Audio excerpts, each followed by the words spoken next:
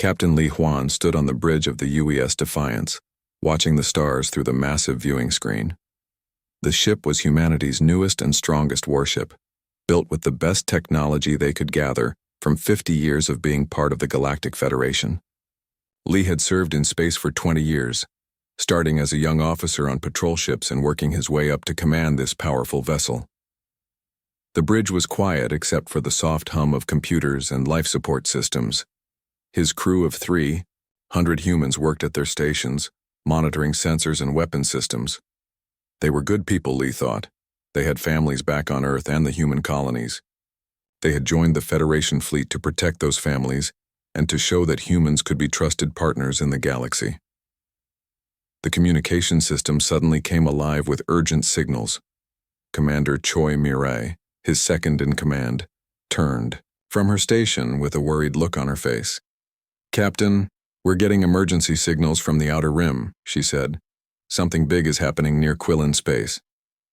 Li knew about the Quillens. They were a peaceful species that lived on water worlds. They made beautiful art and had amazing medical technology that could heal almost any injury or disease. The Federation had accepted them as members 40 years ago, and they had never caused any trouble for anyone. "Put it on the main screen," Li ordered. The image changed to show a Quillen news broadcast. The alien speaking looked like a dolphin that could walk on land with smooth blue skin and large intelligent eyes. But this Quillen looked terrified, which was unusual for their calm species. "The dark ships have returned," the Quillen reporter said in their musical language translated by the ship's computers. "The ancient enemy that our oldest stories warned about. They consume everything in their path. Our outer colonies are already gone." Li felt his stomach drop. The ancient enemy could only mean one thing: the Voidborn. Every species in the galaxy had legends about them. They were supposed to be extinct, destroyed long ago by some forgotten war. But the stories all agreed on one thing. The Voidborn ate entire star systems, turning matter into twisted ships that served their hunger. "Sir, we're getting orders from Federation Command," Lieutenant Kim Doyon called from the communication station. On screen, Admiral Park Daeho appeared, his weathered face grim. He was one of the highest-ranking humans in the Federation fleet, a man Li respected greatly.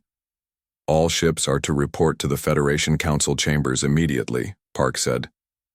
"This is not a drill. The situation is worse than we thought." 2 hours later, Li sat in the gallery of the Federation Council chambers, along with other ship captains from different species. The main floor was filled with representatives from the 12 species that made up the Federation. Each species had evolved on different worlds, so the chamber was a strange mix of environments. Areas with thick atmosphere for the gas-breathing Nethans, water tanks for aquatic species like the Quillens, and gravity fields adjusted for species from heavy or light worlds. Ambassador Kim Nari, humanity's representative to the Federation, sat at the human delegation table. She was a smart woman who had worked hard to build trust between humans and other species. Li had met her several times and always found her to be honest and fair. The council president, a tall being from the insect-like Cathani species, called for order. His forearms gestured as he spoke in the clicking language of his people. "The reports are confirmed," the translation system announced. "The Voidborn have returned from the dark spaces between galaxies. They have already consumed 7 Quillen colony worlds, their fleet numbers in the hundreds, possibly thousands." A wave of fear went through the chamber. Li could see it in the way different species reacted. The Nethans released stress pheromones that made the air shimmer, the crystalline resonance glowed dimmer, and the energy beings called Lumina flickered like candles in the wind. "We must act quickly," said the representative from the Valdari Empire, a species that looked like tall, elegant cats. "Our survival depends on making hard choices." "What kind of choices?" Ambassador Kim asked, though Li could tell from her voice that she already suspected the answer. The Cathani president's compound eyes focused on the human delegation. "The Outer Rim territories cannot be defended with our current resources. The Voidborn fleet is too large and their technology too advanced. We must withdraw to the core worlds and establish a defensive line there." "You mean abandon the Outer Rim?" Kim said, standing up. Abandon the Quillans and any other species living there. It is a necessary sacrifice, the Valdari representative replied. We cannot save everyone. It is better to save the many than to lose all trying to save the few. Lee watched as the vote was called. One by one, each species voted to abandon the outer rim. The reasons were always the same. Not enough ships, not enough time, too dangerous to risk the core worlds. When it came to humanity's turn, Ambassador Kim stood and spoke clearly. Humanity votes no. We do not abandon people who need our help. But it didn't matter. 11 species voted yes and only 1 voted no. The motion passed. All Federation forces will withdraw from the Outer Rim immediately, the President announced. The Quillan territories are declared a lost zone. No Federation resources will be committed to their defense. Lee felt sick as he watched the Quillan representatives in their water tank. Their large eyes showed a sadness that cut through species barriers. These were good people who had never hurt anyone, and now they were being left to die because it was convenient. The session ended, and Lee made his way back to his ship. He found his crew preparing for departure orders, checking systems, and loading supplies. They all knew what the vote meant, and none of them looked happy about it. Captain, Commander Choi said quietly, the orders just came in. We're to join the withdrawal fleet and fall back to the Centauri defense line. Lee stared at the orders on his tablet. Simple, clear instructions to abandon millions of innocent people to save resources for a defensive line that might not even work. He thought about his daughter back on Earth, only 16 years old. He thought about the Quillan children who would never get the chance to grow up. Sir? Choi asked. Should I acknowledge the orders? Lee looked around the bridge at his crew. These were good people who had signed up to protect others, not to abandon them. He made a decision that would change everything. Belay that order, Commander. Set course for Quillan space. Maximum speed. Sir? Choi looked confused. That's directly opposite to our orders. I know exactly what it is, Lee said. Signal the fleet. Any ship that wants to join us in doing the right thing is welcome. We're going to save who we can. The UES Defiance turned away from the withdrawal fleet and headed toward the darkness where the Voidborn waited. They were only one ship against an ancient evil, but sometimes one ship was enough to make a difference. Behind them, 16 other human vessels broke formation and followed. The journey to Quillan space took 3 days at maximum speed. Captain Li Huan spent most of that time in meetings with the other 16 human captains who had chosen to follow him. They used secure communications to plan their approach, knowing that what they were about to do would change their lives forever. Commander Choi Mirai ran the tactical planning sessions. She was good at seeing patterns and finding solutions to impossible problems. The numbers were not encouraging. 17 human ships against what intelligence estimated to be over 200 Voidborn vessels. The enemy ships were also larger and more advanced than anything in the Federation fleet. We can't win a straight fight, Choi explained to the group of captains during one of their video conferences. But we don't need to win. We need to buy time and evacuate as many Quillans as possible. Captain Oh Jinwoo of the destroyer Seoul agreed. My ship is fast. We can use hit-and-run tactics to draw their attention while the larger ships load refugees. Dr. Yoon Tae-min, the fleet's chief xenobiologist, had been studying everything they knew about the Voidborn during the journey. His research had turned up some interesting information from old Federation archives. The ancient records say that Voidborn ships are partially alive, he explained during a briefing. They're grown rather than built, using some kind of biomechanical technology. That might explain why they're so hard to damage with conventional weapons. What about their crews? Asked Captain Lim Suk-young of the medical ship Mercy. That's where it gets strange, Yoon continued. The records suggest that the Voidborn don't have individual crews. Each ship might be controlled by a collective consciousness, like a hive mind. But there's something else interesting. The few survivors from ancient encounters all mention a psychological effect. The Voidborn presence causes most species to feel overwhelming fear and despair. Lee thought about this information as they approached Quillan space. If the enemy could cause fear just by being near, That would explain why so many species had voted to run away. But humans had always been stubborn about fear. They felt it, but they didn't always let it control their actions. When they arrived at the Quillen home system, the situation was worse than they had imagined. The beautiful blue-green world that was home to 3 billion Quillens was surrounded by a growing fleet of dark ships. The void-born vessels looked like they had been grown from black metal and bone, with no smooth lines or symmetry. They moved in organic patterns like schools of predatory fish. "My God," whispered Lieutenant Kim Doyon as the tactical display showed the enemy fleet size. "There are over 400 of them now." The Quillen defense fleet was already mostly destroyed. Only a few damaged ships remained, fighting desperately to buy time for civilian evacuations. But the civilian ships were slow and vulnerable, and the Voidborn were picking them off one by one. "All ships, battle stations," Lee announced over the fleet communication system. "Remember, we're not here to win a war. We're here to save lives. Every Quillen we get out of here is a victory." The human fleet split into 3 groups as they entered the system. The destroyers and frigates would engage the outer edge of the Voidborn fleet to create a distraction.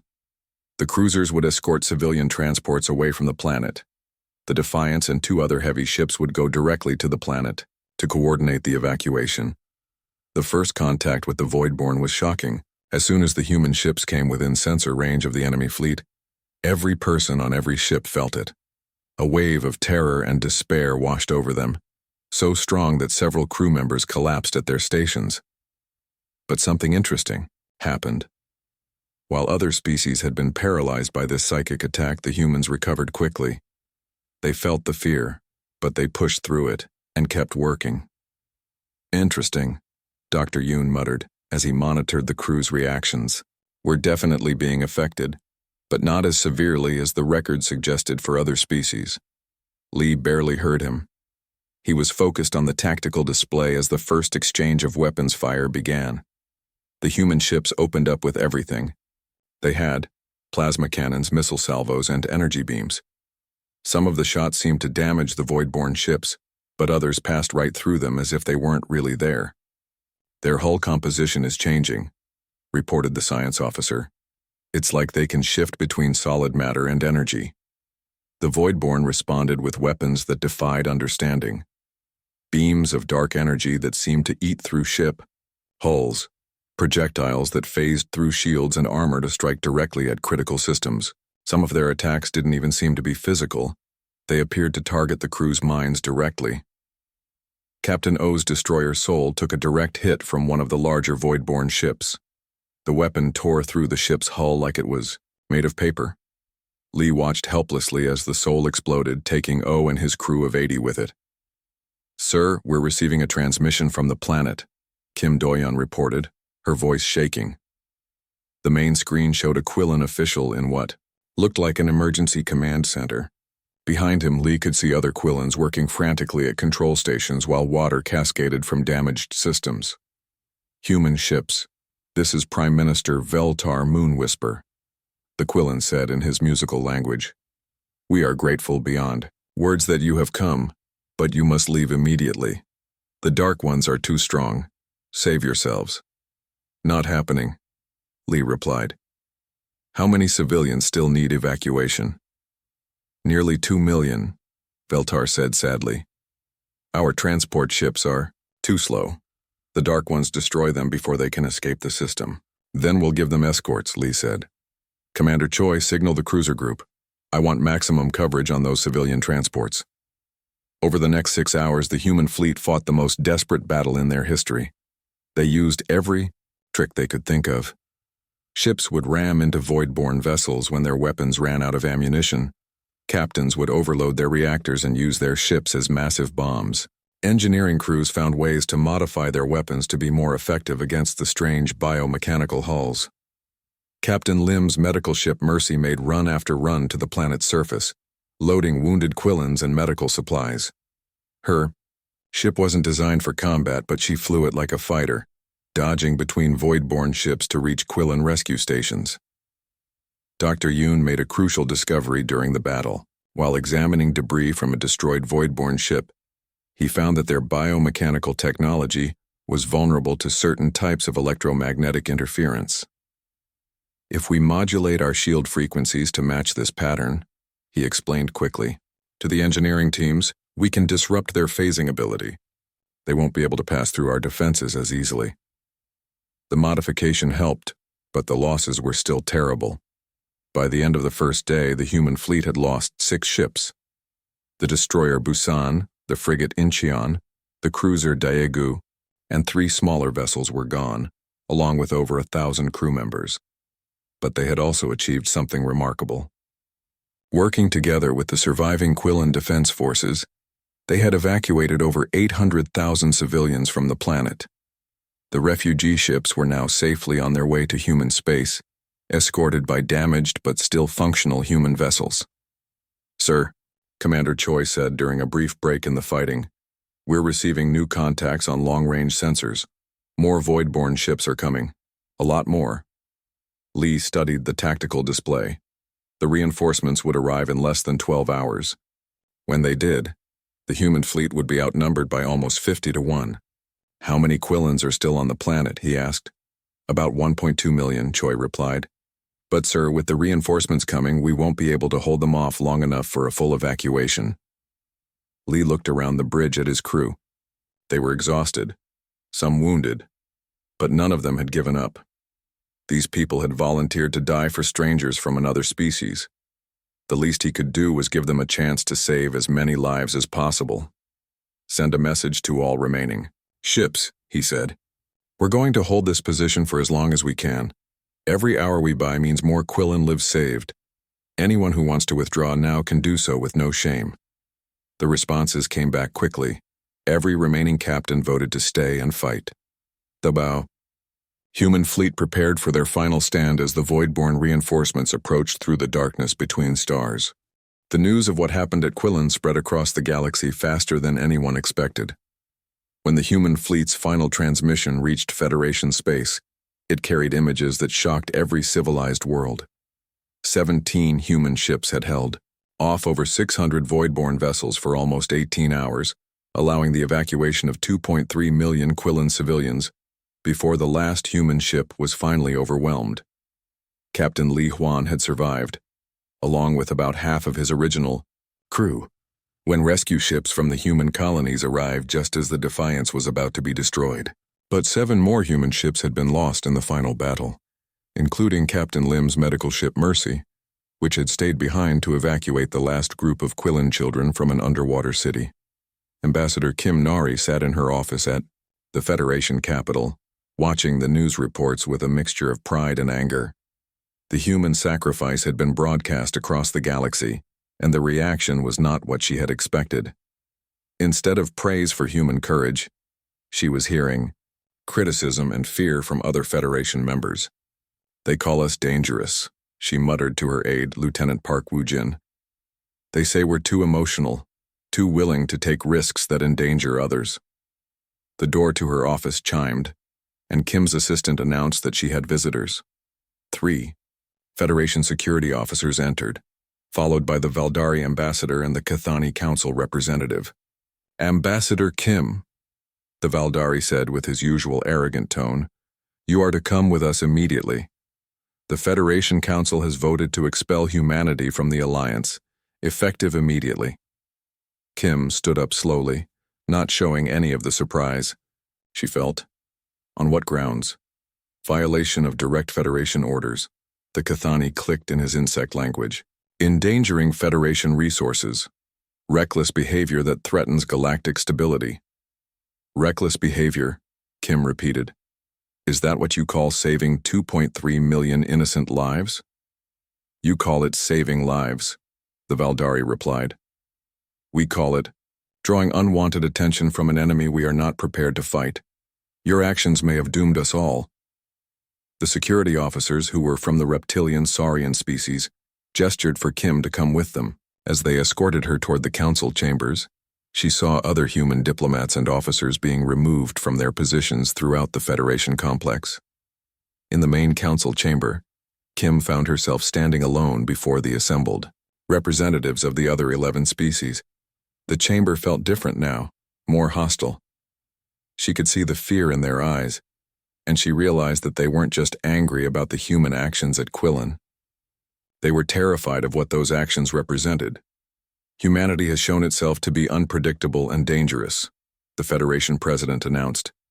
Your species lacks the rational judgment necessary for membership in a civilized galactic community. The vote to expel humanity from the Federation has passed by a count of 11-0. Kim looked around the chamber, seeing the faces of beings she had worked with for years. Some looked ashamed, others defiant, but none spoke up for humanity.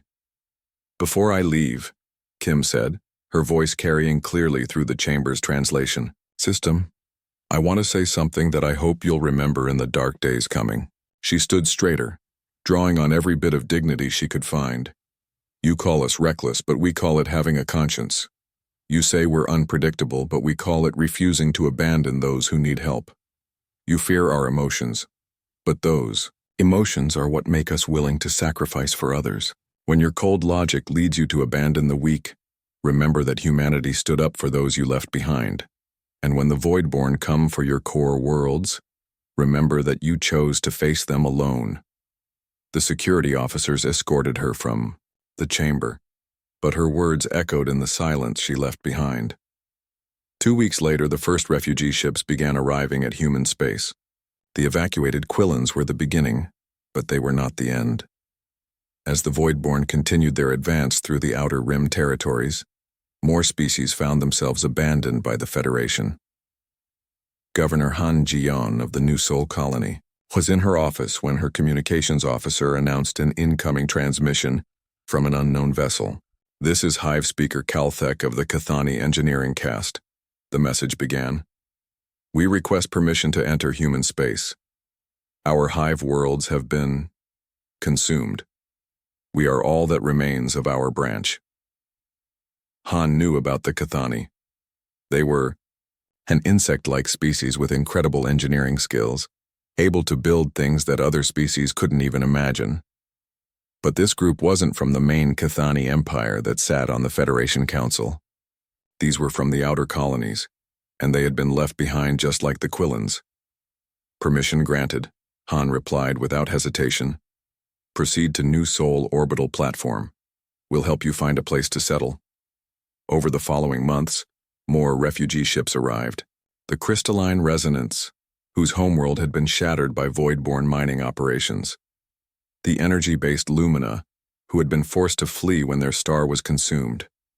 Dozens of smaller species that most people had never heard of, all abandoned by the Federation when the danger became too great. General Lim Sunho found himself in charge of the largest refugee crisis in galactic history. His logistics teams worked around the clock to find housing, food, and medical care for millions of displaced beings. Human colonies that had been designed for a few million people suddenly found themselves home to dozens of different species. Sir, his aide Captain Bei Jisoo reported during one of their daily briefings, we're running short on everything. Food, housing, medical supplies, even basic atmospheric processors for species that breathe different gases. What do our people say? Lim asked. They say to keep taking in refugees, Bei replied with a tired smile. Every colony I've contacted says the same thing. There's always room for one more family. The refugees brought more than just problems. They also brought knowledge and technology that humanity had never seen before. Quillen medical techniques that could regrow lost limbs. Cathani engineering that could build structures stronger than anything humans had imagined. Resonant communication technology that worked faster than any system in the Federation. Dr. Yoon Taemin found himself studying voidborn specimens that the refugee species had managed to recover. Working with scientists from a dozen different species, he began to understand how the ancient enemy functioned. They're not just consuming matter, he explained to General Lim during a video conference. They're converting it into some kind of dark energy that feeds something massive in the void between galaxies. Every ship they build, every world they destroy, makes them stronger. Can we stop them? Lim asked. Maybe, Yoon said, but not alone. We need the combined knowledge of all these species working together. The Quillens understand biological systems, the Cathani know engineering, The resonance can process information faster than any computer. Separately, none of us can match the Voidborn. Together we might have a chance. The work continued as reports came in from the Federation core worlds. The Voidborn had broken through the outer defenses and were advancing toward the more populated systems. Panic was spreading as species that had voted to abandon others suddenly found themselves facing the same fate. Ambassador Kim Nari, now working from the human capital of New Earth, received a surprising message one day. It was from the Quillan Prime Minister Veltar Moonwhisper, who had been evacuated during the battle at his homeworld. "Ambassador Kim," he said in his musical language, "we have a proposal for you. All of the refugee species have been talking, and we want to form a new alliance, not based on power or territory, but on the principle that all life has value.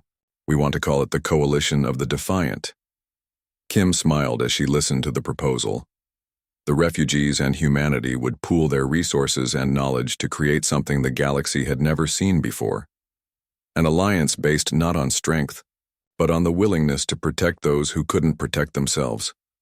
"I think that's exactly what we need," she replied. As the coalition began to take shape, disturbing news continued to arrive from Federation space. World after world was falling to the Voidborn advance. The cold logic that had led to abandoning the Outer Rim was now proving inadequate against an enemy that seemed to grow stronger with each victory. The galaxy was about to learn that sometimes the most practical thing to do was to stand up for what was right, even when it seemed impossible. The humans and their refugee allies were preparing to teach that lesson, whether the Federation wanted to learn it or not. In the refugee camps on New Sol, human children played with young Quillans in specially built pools, while Cathani engineers worked alongside human technicians to build new homes. It was chaotic and difficult, but it was also something beautiful. Different species working together not because they had to, but because they chose to. The Coalition of the Defiant was born from necessity, but it grew from hope. And hope, as the galaxy was about to discover, could be a very powerful weapon against the darkness. 2 years had passed since humanity was expelled from the Federation, and the galaxy had changed in ways no one could have predicted. The Coalition of the Defiant had grown from a desperate group of refugees into a formidable alliance that spanned dozens of star systems. Admiral Cho Youngmi stood on the bridge of the Coalition flagship Unity, watching as mixed fleets of human, Quillan, Cathani, and other ships conducted training exercises in the New Sol system. The ships looked different from anything the Federation had ever built. Cathani bioengineering had been combined with human innovation to create vessels that could adapt to different combat situations. Quillan medical technology kept crews healthy during long missions. Resonant communication systems allowed instant coordination across entire fleets.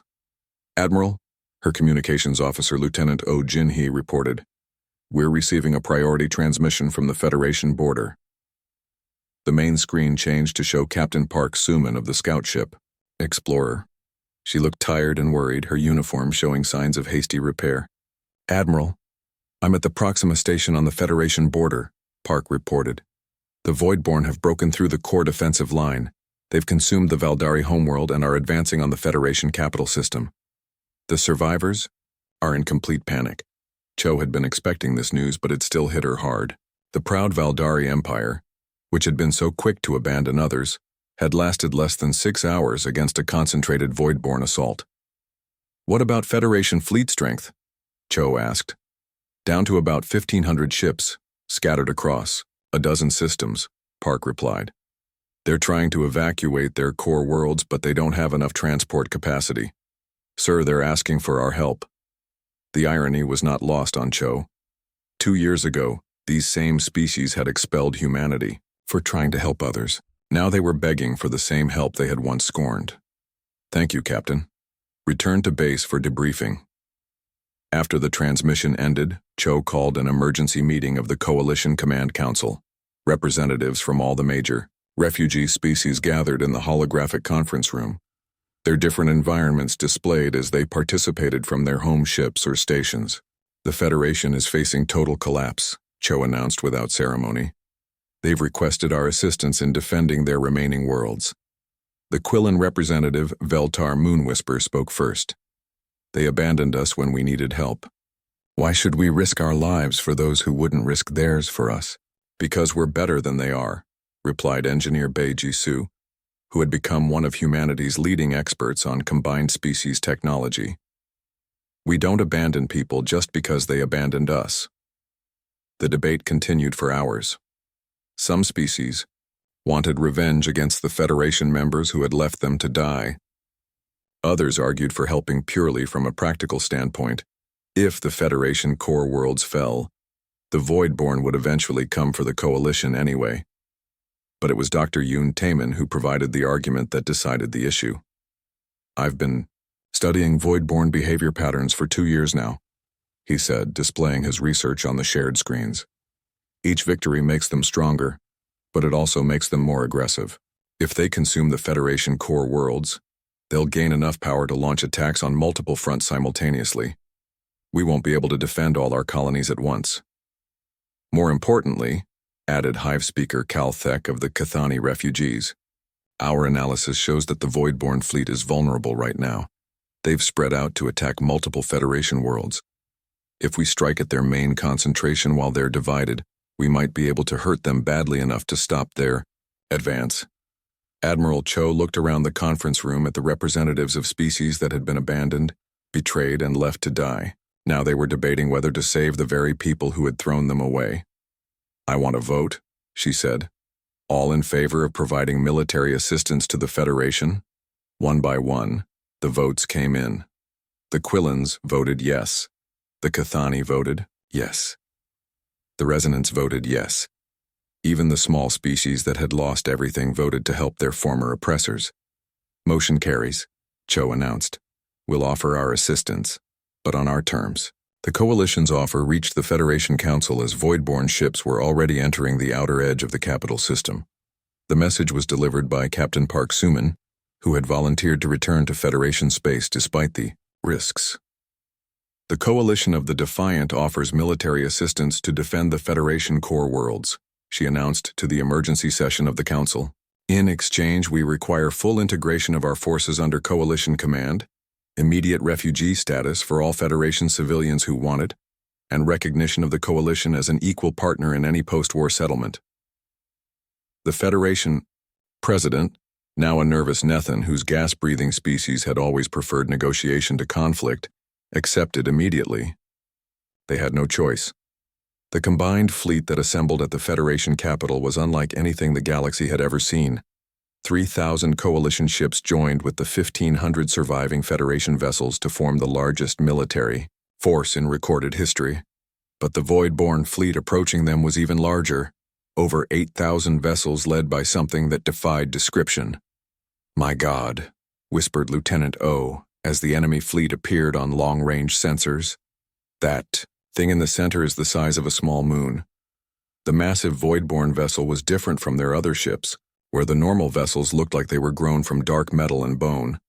This one seemed to be made from the compressed matter of entire star systems. It pulsed with dark energy that hurt to look at directly.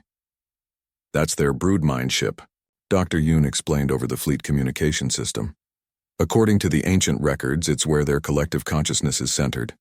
If we can destroy that, the rest of their fleet might become disorganized. Easier said than done, Admiral Cho replied as she studied the tactical display. It's protected by over 1,000 escort vessels, and it's generating some kind of energy field that our sensors can't penetrate. The battle plan that emerged from the joint command sessions was audacious even by human standards. The Coalition's mixed technology ships would create a series of coordinated attacks designed to punch through the Voidborn fleet and reach the broodmine ship. Meanwhile, the Federation vessels would focus on evacuating civilians from the threatened worlds. Engineer Bei had worked with scientists from a dozen species to develop new weapons specifically designed to fight the Voidborn. Quillen biotechnology had been combined with Cathani engineering to create missiles that could adapt to the enemy's phasing abilities. Resonant communication systems allowed for coordination that the Voidborn collective couldn't intercept or jam.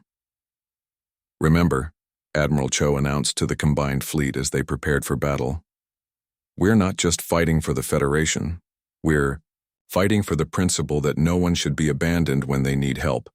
That includes the people who once abandoned us.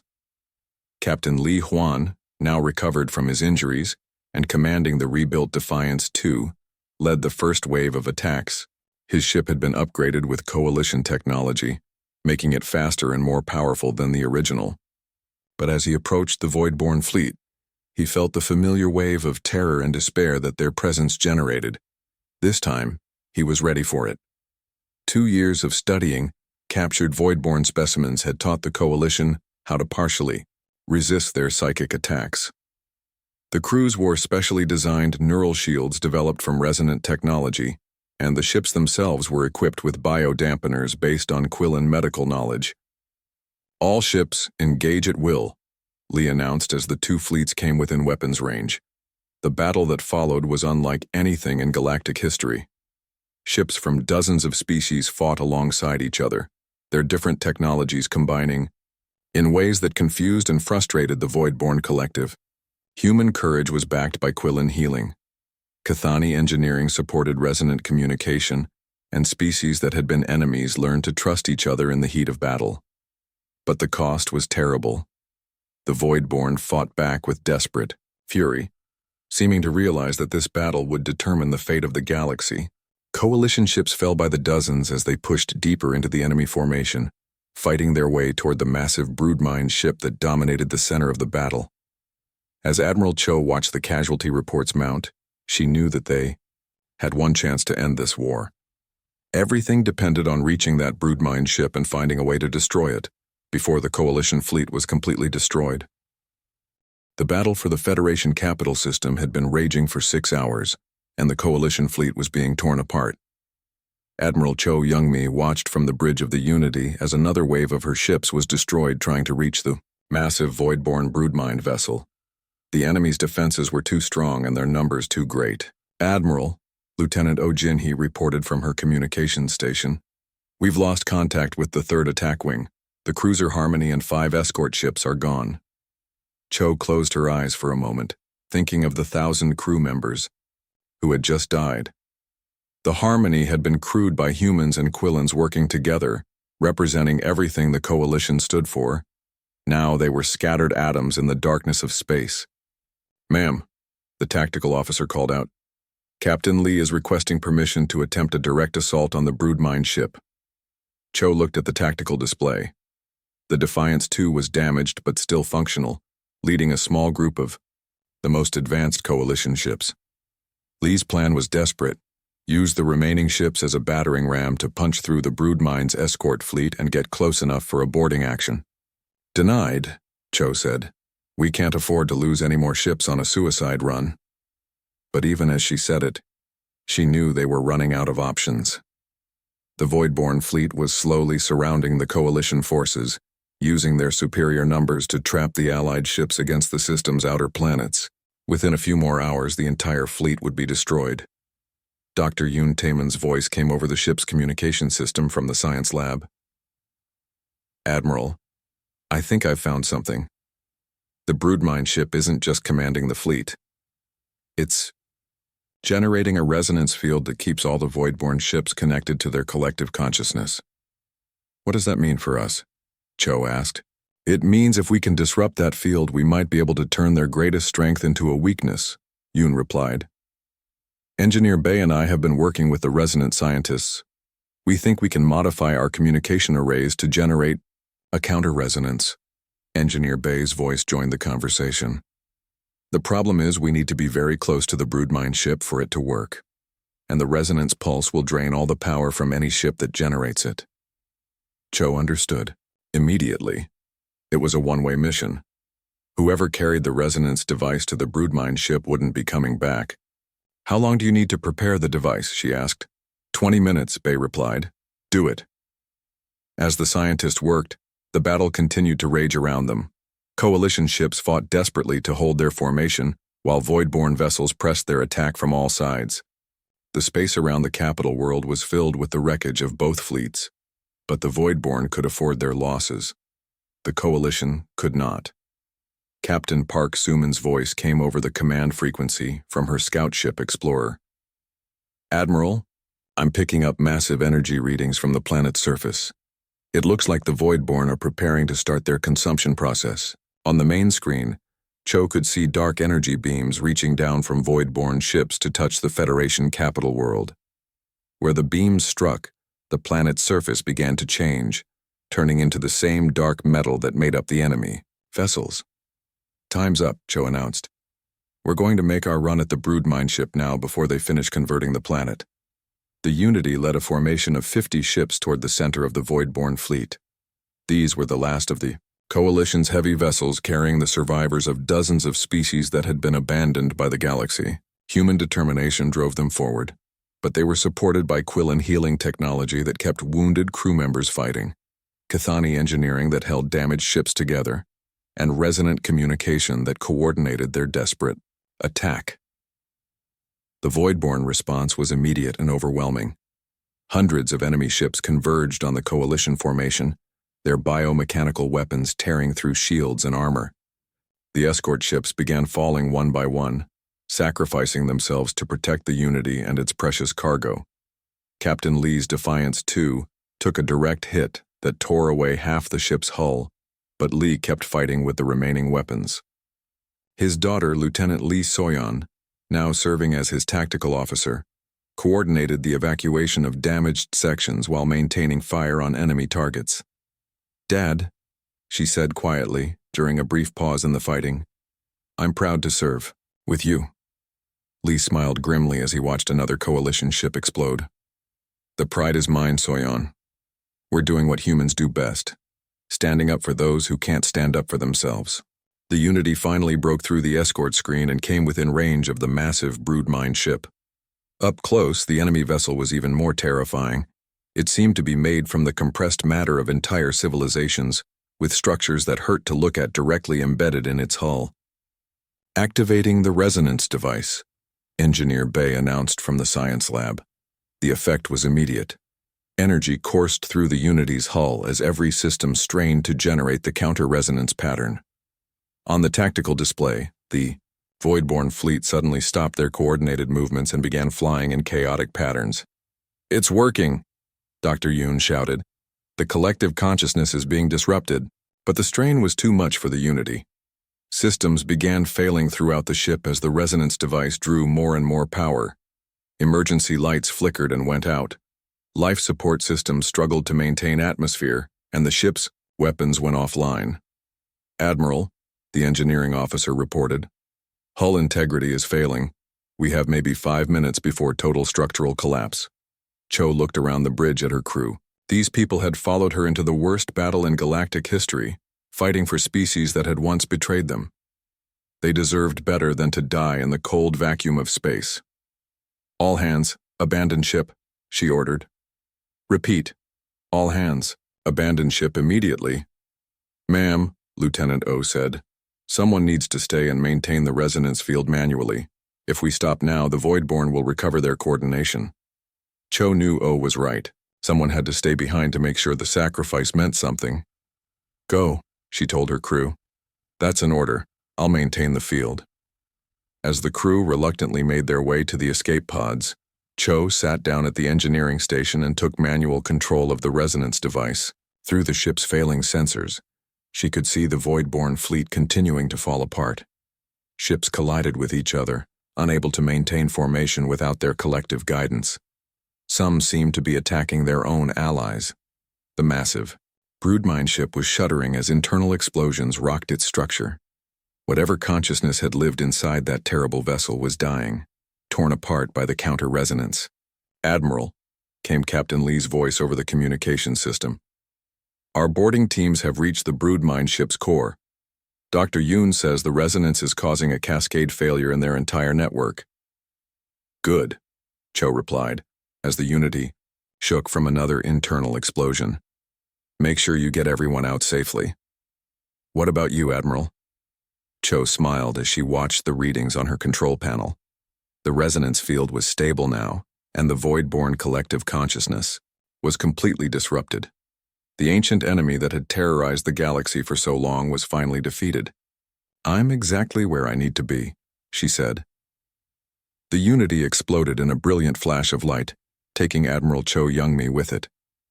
But her sacrifice had achieved something that no one thought possible. The Void-born fleet, cut off from their collective consciousness, began to tear itself apart. Within hours, the ancient enemy was scattered and broken, their ships fleeing back to the dark spaces between galaxies. The war was over. 6 months later, representatives from across the galaxy gathered on New Earth for the signing of the new Galactic Accord. The old Federation had been dissolved, replaced by a new alliance based on the principles that the Coalition had demonstrated during the war. Ambassador Kim Nari, now older but still sharp, stood before the assembled delegates as the first Secretary General of the new Galactic Coalition. "We gather here today not as conquerors and conquered, but as equals," she said in her opening address. "The war taught us that our greatest strength comes not from abandoning those who need help, but from protecting them. Every species in this galaxy has value, and every life is worth defending." Captain Park Soo-min, now promoted to Admiral and commanding the new exploration fleets, watched from the gallery with pride. Around her sat representatives of dozens of species that had been saved by human courage and Coalition cooperation. The Quillans who had been evacuated from their homeworld, the Katani refugees who had found new homes among the stars. The Federation, species who had learned the value of compassion through their own near extinction. In the front row, she could see Captain Li Huan and his daughter Lieutenant Li Soyan, both wearing the new Coalition uniform that combined elements from all member species. They had survived the final battle and now served as instructors at the Coalition Naval Academy, teaching young officers from dozens of worlds the importance of never abandoning those who needed help. The ceremony concluded with the dedication of a memorial to all those who had died in the war against the Voidborn. At the center of the memorial stood a simple inscription that had become